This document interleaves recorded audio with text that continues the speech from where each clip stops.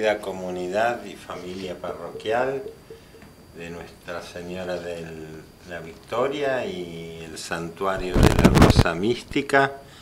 Estamos como todos los viernes, pasadita a las 15:30, con el programa de Clásicos de la Literatura, con la profesora María Virginia Di Pietro, y en la operación técnica y comentarios, Joaquín Schiavina, que soy yo. Buenas tardes, profesora. Buenas tardes, Joaquín. ¿Cómo estás? Buenas tardes, queridos oyentes. Gracias por estar escuchando nuestro programa. Y hoy queremos dedicarnos a un escritor argentino que escribe fábulas, que tienen casi todo, a veces fábulas, a veces son simplemente cuentos camperos, pero que nos deja siempre alguna enseñanza y sobre todo alguna enseñanza de la vida espiritual. Es un escritor especial, muy especial. Porque nos estamos refiriendo a Mamerto Menapace. Mamerto Menapace es un monje benedictino que actualmente vive en Los Toldos y nos regala un rosario de cuentos hermosísimos en varios libros que están dedicados sobre todo a una reflexión de la vida espiritual en base a situaciones del campo. Claro, es muy gauchesco en todo su relato y todos sus cuentos. Y bueno, la vida que hacen en General Viamonte, que es Los Toldos, es el campo es. Sí. Es más, están dedicados a la tambo y hacen quesos que son muy conocidos en toda la zona. Mira qué bien. Y bueno, de alguna manera siguen la orden benedictina en su espíritu, porque San Benito había dicho ora et labora, ¿no? Claro. Y bueno, sí, se ocupan los monjes directamente de todas las actividades. Sí. Qué bien, qué bien. Sí, bueno, entonces hoy vamos a leer de Mamerto Menapace dos cuentitos que corresponden a su libro Madera Verde.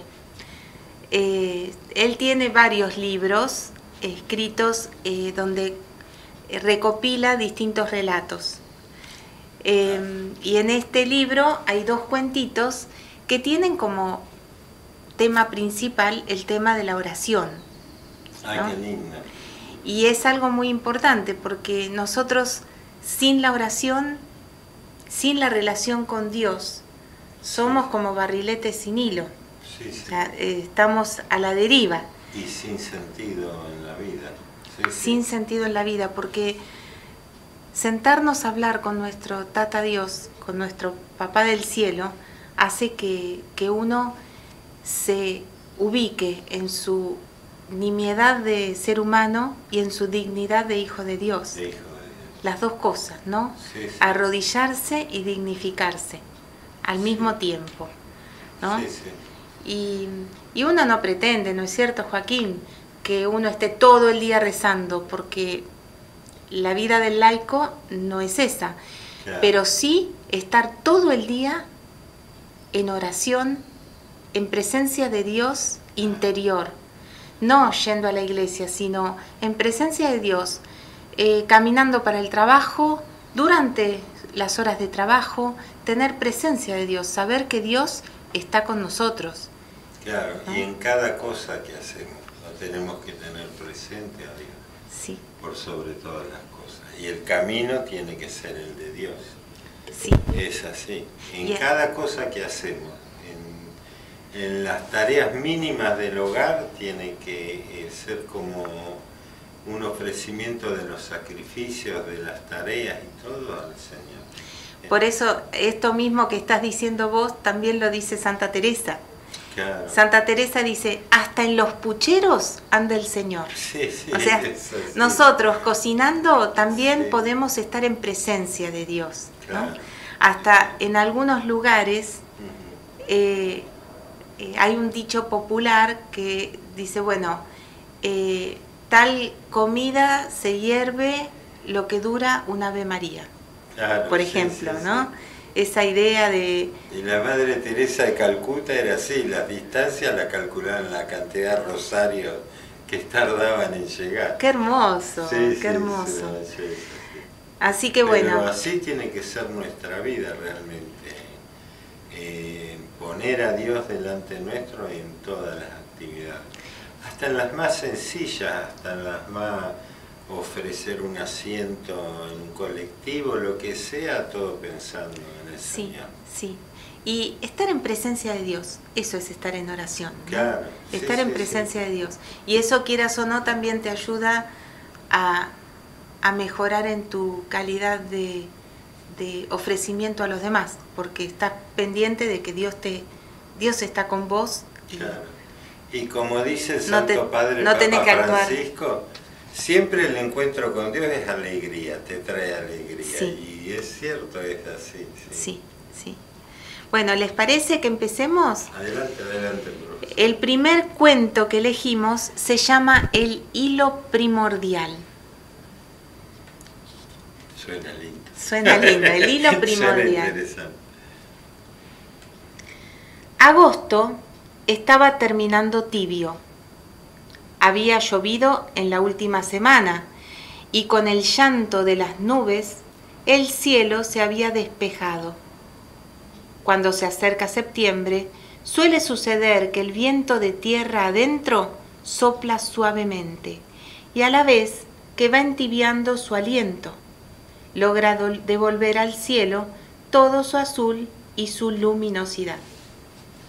Y aquella tarde, pasaje entre agosto y septiembre, el cielo azul se vio poblado por las finas telitas voladoras que los niños llaman babas del diablo. ¿De dónde venían? ¿Para dónde iban? Pienso que venían del territorio de los cuentos y avanzaban hacia la tierra de los hombres. En una de esas telitas, finas y misteriosas como todo nacimiento, venía navegando una arañita. Pequeña, pero futuro, puro futuro e instinto. Volando tan alto, la arañita veía allá muy abajo los campos verdes, recién sembrados y dispuestos en praderas. Todo parecía casi ilusión o ensueño para imaginar. Nada era preciso. Todo permitía adivinar más que conocer. Pero poco a poco la nave del animalito fue descendiendo hacia la tierra de los hombres. Se fueron haciendo más claras las cosas y más chico el horizonte. Las casas eran ya casi casas, y los árboles frutales podían distinguirse por lo florido de los otros que eran frondosos. Cuando la tela flotante llegó en su descenso a rozar la altura de los árboles grandes, nuestro animalito se sobresaltó, porque la enorme mole de los eucaliptos comenzó a pesar misteriosa y amenazadoramente a su lado, como grises témpanos de un mar desconocido. Y de repente, ¡tras! Un sacudón conmovió el vuelo, y los detuvo. ¿Qué había pasado? Simplemente que la nave había encallado en la rama de un árbol y el oleaje del viento la hacía flamear fija en el mismo sitio. Pasado el primer susto, la arañita, no sé si por instinto o por una orden misteriosa y ancestral, comenzó a correr por la tela hasta pararse finalmente en el tronco en el que había encallado su nave. Y desde allí se largó en vertical buscando la tierra. Su aterrizaje no fue una caída, fue un descenso. Porque un hilo fino, pero muy resistente, la acompañó en el trayecto y la mantuvo unida a su punto de partida.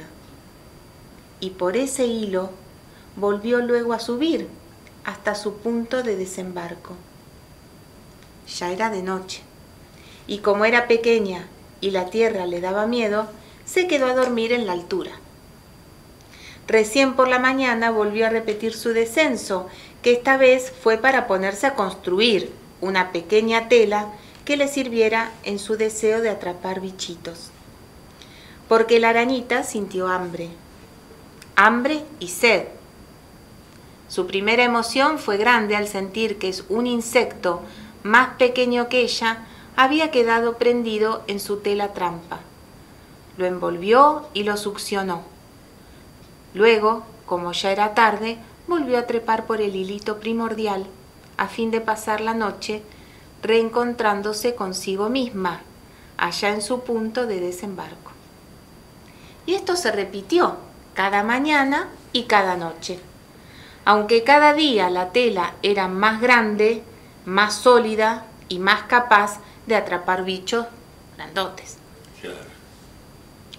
Y siempre que añadía un nuevo círculo a su tela, se veía obligada a utilizar aquel fino hilo primordial a fin de mantenerla tensa, agarrándose de él los hilos cuyas otras puntas eran fijadas en ramas, troncos o yuyos que tironeaban para abajo. El hilo, ese, era el único que tironeaba para arriba, y por ello lograba mantener tensa toda la estructura de la tela. Por supuesto, la arañita no filosofaba demasiado sobre estructuras, tironeos o tensiones. Eso es una... Nuestro. Simplemente obraba con inteligencia y obedecía la lógica de la vida de su estirpe tejedora. Y cada noche trepaba por el hilo inicial a fin de reencontrarse con su punto de partida. Siempre el hilo era el viaje, el camino de vuelta a su origen. Claro, y sostenía toda la estructura de la tela. Exacto. Para las tensiones de abajo, digamos. Todo tiraba para abajo, Todo menos... tiraba para abajo. Pero un día atrapó un bicho de marca mayor. Fue un banquetazo.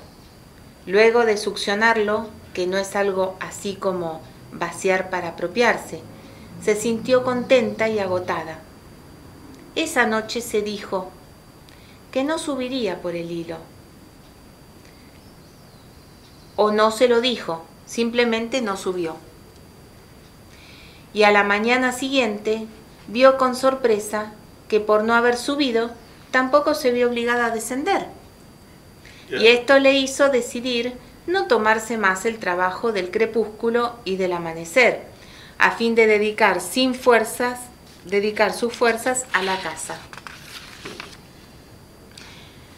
Y también a la succión de presas que cada día venían mayores.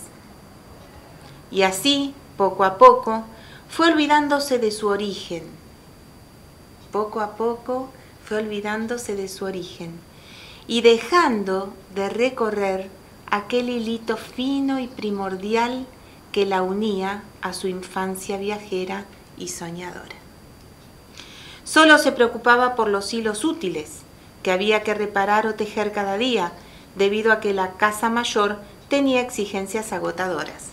O sea, también el pragmatismo dentro de la vida espiritual de una persona, ¿no? Claro, cómo se olvida de su origen.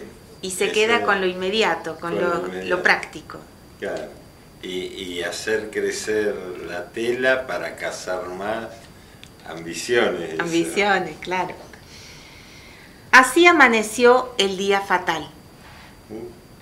Era una mañana de verano pleno. Se despertó con el sol naciente. La luz rasante irisaba de perlas el rocío cristalizado en gotas en su tela. Y en el centro de su tela radiante, la araña adulta se sintió el centro del mundo. Ya llegó la soberbia. Claro, con la adultez. Porque habíamos dicho al inicio que la oración te hace consciente de tu nimiedad de tu pequeñez, De tu pequeñez. y también de la dignidad de hijo de Dios. Claro. Pero no rezar hace que vos te posiciones en centro del mundo. El centro del mundo. Y comenzó a filosofar. Satisfecha de sí misma, quiso darse a sí misma la razón de todo lo que existía a su alrededor. Ella no sabía que de tanto mirar lo cercano se había vuelto miope. De tanto mirar lo cercano se había vuelto miope. No veía más lejos. De tanto preocuparse solo por lo inmediato y urgente, terminó por olvidar que más allá de ella y del radio de su tela, aún quedaba mucho mundo con existencia y realidad. Podría al menos haberlo intuido del hecho de que todas sus presas venían del más allá. Pero también había perdido la capacidad de intuición. Diría que a ella no le interesaba el mundo del más allá, solo le interesaba lo que del más allá llegaba hasta ella. Hasta ella. En el fondo solo se interesaba por ella y nada más, salvo quizá por su tela cazadora. Y mirando su tela, comenzó a encontrarle la finalidad a cada hilo. Sabía de dónde partían y hacia dónde se dirigían, dónde se enganchaban y para qué servían. Hasta que se topó con ese bendito hilo primordial. Intrigada, trató de recordar cuándo lo había tejido y ya no logró recordarlo, porque a esa altura de la vida los recuerdos, para poder durarle, tenían que estar ligados a alguna presa conquistada. Su memoria era eminentemente utilitarista. Y ese hilo no había apresado nada en todos aquellos meses. Se preguntó entonces a dónde conduciría y tampoco logró darle una respuesta apropiada. Esto le dio rabia. ¡Caramba! Ella era una araña práctica, científica y técnica. Que no le vinieran ya con poemas infantiles de vuelos en atardeceres tibios de primavera. O ese hilo servía para algo o había que eliminarlo. Faltaba más, que hubiera que ocuparse de cosas inútiles a una altura de la vida en que eran tan exigentes las tareas de crecimiento y subsistencia. Y le dio tanta rabia el no verle sentido al hilo primordial, que tomándolo entre las pinzas de sus mandíbulas, lo succionó de un solo golpe. Qué mal, qué mal. Nunca lo hubiera hecho. Al perder su punto de tensión hacia arriba, la tela se cerró como una trampa fatal sobre la araña. Cada cosa recuperó su fuerza disgregadora, y el golpe que azotó a la araña contra el duro suelo fue terrible. Tan tremendo que la pobre perdió el conocimiento y quedó desmayada sobre la tierra, que esta vez la recibiera mortíferamente. Cuando empezó a recuperar su conciencia, el sol ya se acercaba a su cenit. La tela pringosa, al resecarse sobre su cuerpo magullado, lo había estrangulado sin compasión, lo iba estrangulando sin compasión, y las osamentas de sus presas le trituraban el pecho en un abrazo angustioso y asesino. Pronto entró en las tinieblas, sin comprender siquiera que se había suicidado al cortar aquel hilo primordial por el que había tenido su primer contacto con la tierra, y ahora sería su tumba. Y ahí terminó. Hay una aclaración que dice: esta parábola no es mía, la contaba un gran obispo húngaro, Monseñor Tiamir Tot, que fue capellán en la Segunda Guerra, en la Gran Guerra. El hilo primordial. El hilo primordial. Cuanto más nos alejamos del hilo primordial, menos sentido le damos. Claro. ¿No? Y la oración, vos no ves los frutos de la oración de inmediato. Y además por ahí no los ves nunca. Pero esos frutos de la oración son los que te mantienen la vida espiritual. Claro. ¿No? Sí, y que no hay que cortarlos nunca. No. Cuanto más débil hacemos nuestros ratos de oración y nuestra presencia de Dios en nuestra vida, ya cada vez nos vamos entibiando más y vamos perdiendo la conciencia de la importancia primordial que tiene la oración en nuestra vida. Claro. El otro día, con los compañeros de trabajo, con los conocidos y eso,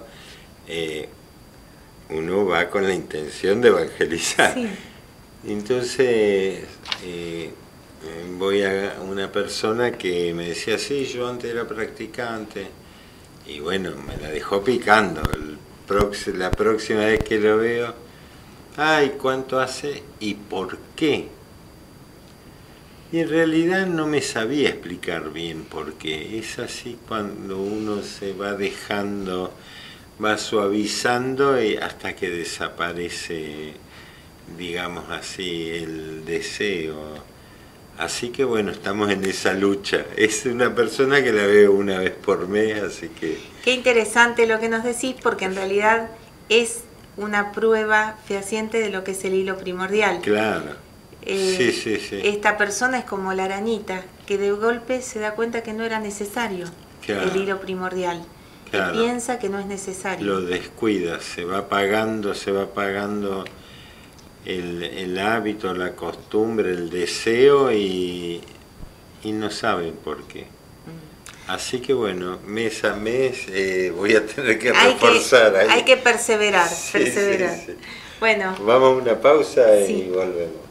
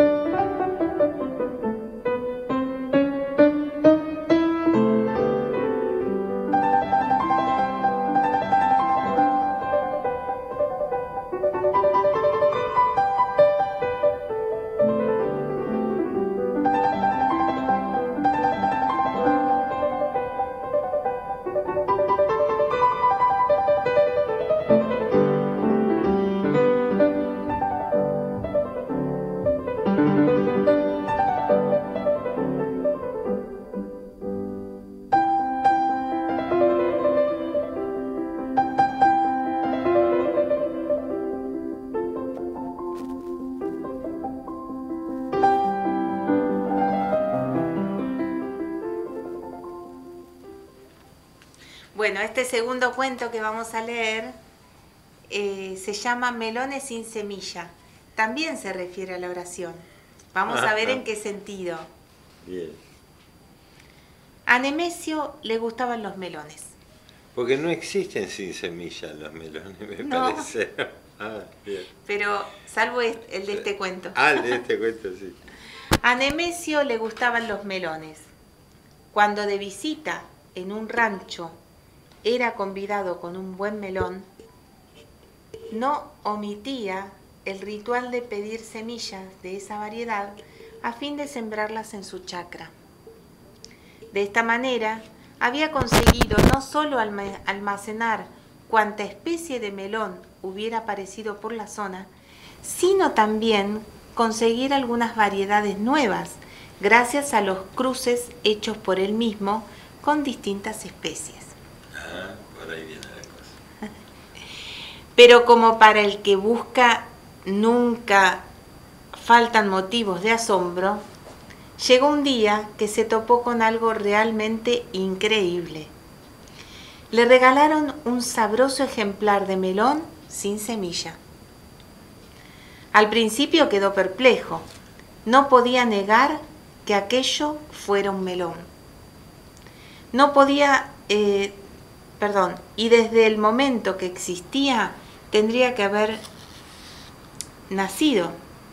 De ahí a proponerse producir la variedad, no hubo más que la distancia de una decisión. Y Nemesio, aquel año, se propuso destinar toda la superficie de su chacra a producir esa nueva variedad tan original del cucurbitácea. Era el melón, no sé. Aró todo su terreno y prolijamente desarraigó de él los rizomas de las gramillas. Con el rastrillo emparejó y desenterró lo arado y finalmente midió las distancias a fin de ubicar los surcos. De punta a punta trató las líneas rectas como renglones de un cuaderno. Cuando tuvo todo preparado, comenzó la verdadera tarea. Miren lo que hace. Colocándose en la cabecera del primer surco, abrió con la punta del pie un pequeño hoyo en la tierra y, metiendo la mano en el bolsón que formaba con el poncho, hizo ademán de sacar algo que simuló colocar delicadamente en el hoyito, como si fuera una semilla invisible, ¿no? Claro, simuló, sí. Fue todo haciendo eso, ¿no? Luego se incorporó un poco y con el borde de la alpargata volvió a colocar la tierra en su lugar, apisonándola suavemente con la planta del pie. 2 pasos más adelante realizó la misma operación, con idéntica meticulosidad, y repitiendo los gestos habituales en la siembra de melones. Solo que en esta especialísima circunstancia había un detalle omitido: la semilla. No había semilla. Sí, no y así semilla. Recorrió toda la extensión del surco y de la misma manera la de los otros surcos que había en el terreno. Una jornada entera le llevó el trabajo. Trabajó prolijamente.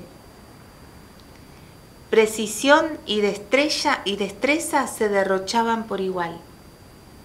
Lo único que faltó fue la semilla. Y bastó que ese solo detallito para que aquel año Nemesio se quedara sin melones.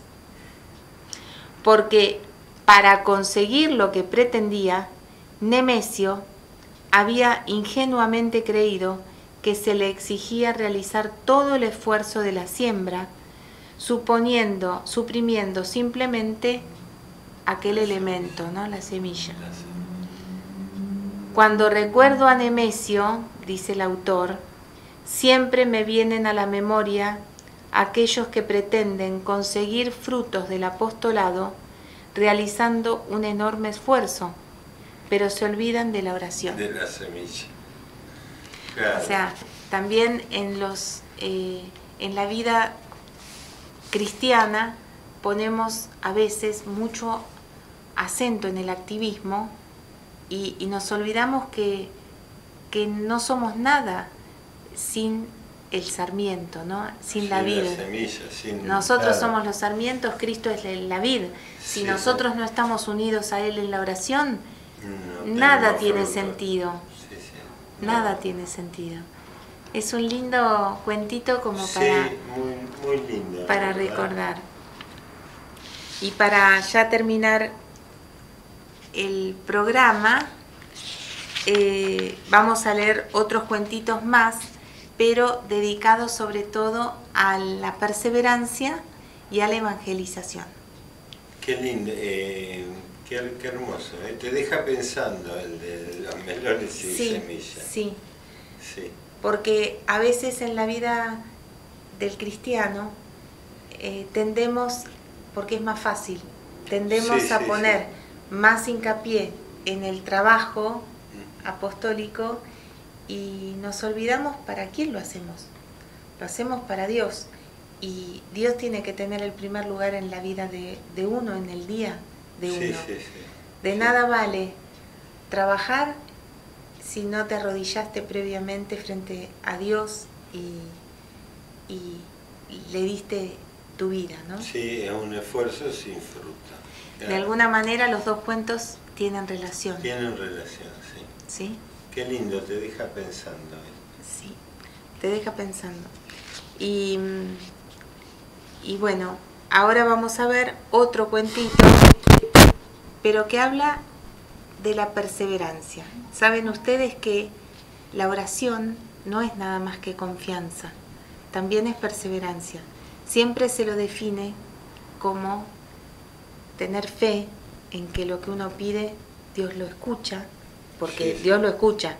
Que después Dios diga, no querido, te voy a dar otra cosa que te conviene más, es otra cuestión. Pero Dios nos escucha siempre, no podemos dudarlo. Pero también Dios pide perseverancia en la oración. No es una lista de pedidos ya, que mandas la orden y ya está. No, es la perseverancia en la oración, insistir. Lo dice el Evangelio, lo del amigo inoportuno, ¿no? Claro. El amigo que toca la puerta del vecino y le dice, por favor, me han llegado visitas, préstame un pan. Claro. No me molestes a esta hora, le dice, no me molestes. Y vuelve a insistir y vuelve a golpear hasta que al final, por cansancio, le dice, bueno... para que me moleste más. No por amistad. Está en el Evangelio, ¿no? Sí, es así. Y me hace acordar el Salmo 65:20 que dice, bendito sea Dios, que no rechazó mi oración, ni apartó de mí su misericordia. Y después había otra frase que no me acuerdo dónde la leí, comienzo a orar y sé que Dios me escucha. Siempre me escucha. Siempre. Repetí el Salmo, muy hermosa la frase. Bendito sea Dios, que no rechazó mi oración ni apartó de mí su misericordia. 65:20 es. Salmo 65, versículo 20. Hermoso, hermoso. Sí, es hermoso. O sea, Dios siempre escucha. Y en el momento en que empezamos a rezar el Padre Nuestro o el Ave María o cualquier otra oración, la Virgen está escuchándonos. No estamos solos. No estamos Hoy va a ser una misa hermosa y después el Padre Henry va a hacer como una clase de alabanza y adoración comunitaria, así que va a estar... Uy, qué lindo, qué lindo. Bueno, invitamos a todos los oyentes que quieran venir a participar. Están todos invitados, sí. Pero... Y después hay un ágape a la canasta. Ah, bueno, ahí también están invitados. Está bien. Pero realmente es el eje central de la vida del cristiano. Sí, la oración. Cuando decimos venga a nosotros tu reino, también es que Dios venga a nuestro corazón. Claro. Y la oración es eso, es convocarlo a Cristo para que venga a nuestro corazón. Más ahora lo resaltamos en Adviento, venga a nosotros tu reino, la segunda vez de nuestro Señor Jesucristo. Sí, qué lindo también, para ir preparándonos para el Adviento, que ya falta poquito. Sí. Bueno, entonces, para hablar de la perseverancia, vamos a leer un cuento muy cortito, que se llama Pataleando. Y que, según Menapache, este cuento se lo contó un vasco lechero. Y dice, ¿cuándo no? Porque los vascos son todos del campo, todos. Sí. Cuando vinieron en la inmigración, todos se fueron para trabajar el campo. Bueno, Pataleando se llama. Pasado algún tiempo, nuestra ranita salió con una amiga a recorrer la ciudad. aprovechando los charcos que dejara una gran lluvia. Ustedes saben que las ranitas sienten una especial alegría luego de los grandes chaparrones y que esta alegría las induce a salir de sus refugios para recorrer el mundo. Su paseo las llevó más allá de las quintas. Al pasar frente a una chacra de las afueras, se encontraron con un gran edificio que tenía las puertas abiertas. Y llenas de curiosidad, se animaron mutuamente a entrar. Ese gran edificio, vamos a ver qué es como un tambo, ¿no? Llenas de curiosidad, se animaron mutuamente a entrar. Era una quesería. En el centro de la gran sala había una enorme pileta llena de leche. Desde el suelo hasta su borde, un tablón permitió a ambas ranitas trepar hasta la gran olla en su afán de ver cómo era la leche. Pero calculando mal el último saltito, se fueron las dos de cabeza dentro de la tina, zambulléndose en la leche. Lamentablemente pasó lo que suele pasar siempre. Caer fue una cosa fácil, salir era un problema. Porque desde la superficie de la leche hasta el borde del recipiente había como 2/4 de diferencia y aquí era imposible ponerse en vertical. El líquido no ofrecía apoyo ni para erguirse ni para saltar. Comenzó el pataleo, pero luego de un rato la amiga se dio por vencida. Constató que todos sus esfuerzos eran inútiles y se tiró al fondo. Se desanimó. Se desanimó y abandonó su empresa. Claro. Lo último que se le escuchó fue glu, glu, glu, que es lo que suelen decir todos los que se dan por vencidos.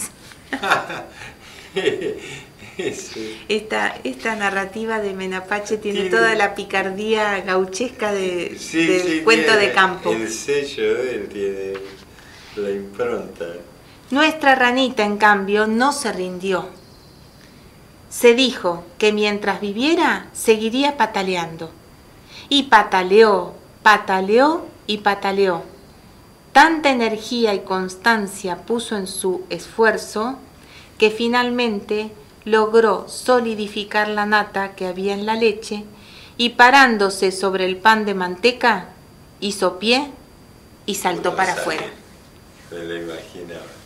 Pero en este cuento se ve el tema de la perseverancia, no referido a la oración, pero nosotros que estamos en esta temática también lo podemos relacionar. Sí, ¿no? sí.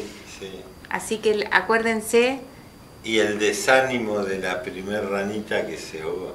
Sí.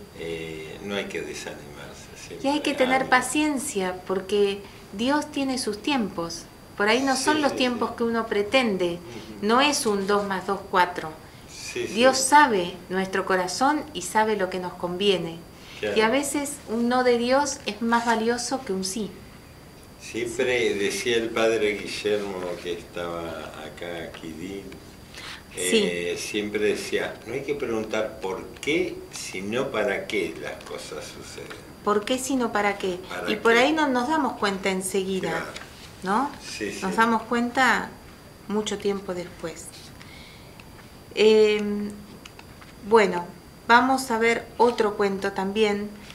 No es totalmente dedicado a la oración, pero también habla de una perspectiva del hombre en la vida cotidiana, ¿sí? Se une este cuento al primero, al hilo primordial. Ajá. ¿Qué le pasaba a la aranita cuando empezó a vivir su mundo desde abajo sin relacionarse con lo que pasaba más allá? Claro. Se olvidó. Su mundo de lo esencial. De lo esencial. Y su mundo era eso, era su rinconcito. Bueno, A veces nosotros nos olvidamos de mirar para arriba, de tener una mirada sobrenatural. Nos quedamos con la cotidianeidad, la urgencia de cada cosa, de la rutina, y nos olvidamos de lo que es realmente importante, ¿no? Sí, sí, ya lo creo. Bueno, este cuento se llama La ranita del terraplén. Así que vamos a ver ya, este sí va a ser el último. Hoy vamos a haber disfrutado de 4 cuentos de Mena Muy Apache. lindo, pero que te dejan pensando. Sí. Tiene la sencillez del padre Mamerto, pero Sí. te dejan pensando. Sí, porque del primero el hilo primordial, Sí, sí, sí. o sea, termina muriéndose. Se entiende que es una muerte espiritual, ¿no? Pero no nos olvidemos que también el espíritu, al perder la gracia, también se muere, ¿sí? Sí, sí, sí. O sea, se puede revivir, gracias a Dios. Claro. Pero nosotros tenemos que alimentar, así como alimentamos el cuerpo, tenemos que alimentar el alma. Si no, sí, sí. Vamos a tener cuerpos musculosos por tanto gimnasio, pero un alma raquítica. Apagada, sí, sí, sí, sí. Y eso lo logramos poniendo nuestra fe en Dios, nuestra oración, en la presencia de Dios, constancia y la constancia. Y la constancia. Y vamos a terminar este pensamiento sobre la oración con este cuento que se llama La ranita del terraplén. Bien, vamos adelante. Vivía nuestra ranita en una ciudad grande, pero de la ciudad solo conocía el arrabal donde había nacido. Era justamente la parte baja que las lluvias anegaban periódicamente. Por allí, las máquinas de la municipalidad casi no venían.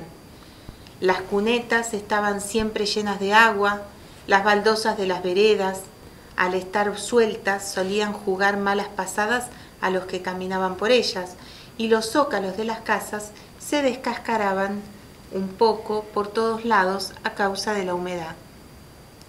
No es que no amara a su barrio, pero aquellos detalles amargaban a la ranita, que prestaba demasiada atención al ambiente que la rodeaba. Tenía algo de soñadora, y lo sórdido de las cunetas, zócalos y veredas terminó por resultarle insoportable. Su descontento tenía algo de contagioso y creaba clima a su alrededor, porque hay que reconocer que su alma de poeta tenía la rara cualidad de comunicarse y transmitir sus sentimientos. Muchas veces había escuchado comentar la hermosura de las grandes ciudades, con calles prolijas, plazas cuidadas y avenidas arboladas. Estas descripciones no hacían más que aumentar su disgusto por todo lo desagradable que veía continuamente a su alrededor. Y como le suele pasar a los soñadores, comenzó a polarizar sus sentimientos. Todo lo desagradable, molesto y prosaico decidió que se había dado cita en su ciudad natal, mientras que todo lo lindo, armonioso y elegante debía encontrarse en la ciudad ideal, Claro. que comenzó a imaginarse como existente en algún lugar. Por el bajo de su barrio cruzaba justamente el ferrocarril. Allí las vías circulaban sobre un alto terraplén que a varios metros de altura amurallaba el horizonte, impidiendo ver todo lo que quedaba del otro lado. Y nuestra ranita se decidió. Y fue tal su convicción que decidió trepar el terraplén a fin de gozar de la visión de aquella ciudad tan distinta de la suya. El trabajo fue muy arduo, porque nuestro animalito no tenía experiencia de salto en alto, solo conocía el salto en largo, pero estaba de Dios que lo lograría, porque Dios ayuda al que se esfuerza. Y la ranita alentaba su esfuerzo con el enorme deseo que tenía de ver la ciudad de sus sueños, y finalmente llegó a la cumbre del terraplén. Pero no vio nada. El riel del hierro de una cierta altura le cortaba todo el campo visual de izquierda a derecha en kilómetros de distancia. Por más que ensayó nuevos saltos, nada logró ver. pero no se dio por vencida. Se dio cuenta de que su posición horizontal dejaba sus ojos por debajo del nivel de las vías. Otra cosa sería si optara por la postura vertical y con un enorme esfuerzo finalmente se paró sobre sus patitas y con las manos apoyadas sobre el hierro extendió su vista en lontananza. Lo que vio la dejó admirada. Realmente no lo hubiera esperado. Una hermosísima ciudad se presentó ante sus ojos. Más allá de los barrios bajos se abrían hermosas avenidas, casas de varios pisos, calles rectas y limpias. Las plazas eran una belleza y el río brillaba más allá, enmarcando la ciudad. Embelesada, la ranita se dijo a sí misma: verdaderamente esta sí que es una ciudad magnífica. La mía no tiene comparación con esta que estoy viendo. Desde hoy me voy a vivir a la ciudad de calles rectas y de plazas arboladas. Pero, en realidad, la ranita, al ponerse en vertical, no había visto lo que estaba delante suyo, sino lo que había dejado a sus espaldas. Porque las ranas no tienen sus ojos delante de su cara, sino encima de su cabecita. Y al ponerse en vertical, lo que había descubierto era su propia ciudad, la que había dejado tras suyo al subir al terraplén, solo que esta vez había tenido la oportunidad de verla desde la altura y en plenitud. Pero era su misma ciudad natal, de la que ahora lograba ver detalles que no conocía. O mejor dicho, antes había conocido de ella solo ciertos detalles, justamente los más cercanos y quizá los más prosaicos.